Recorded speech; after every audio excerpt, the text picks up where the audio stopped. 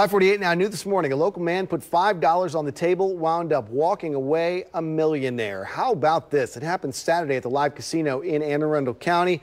Photo of him with the checker right there. Manuel Ortiz of Laurel placing a $5 bet at the Super 4 blackjack table.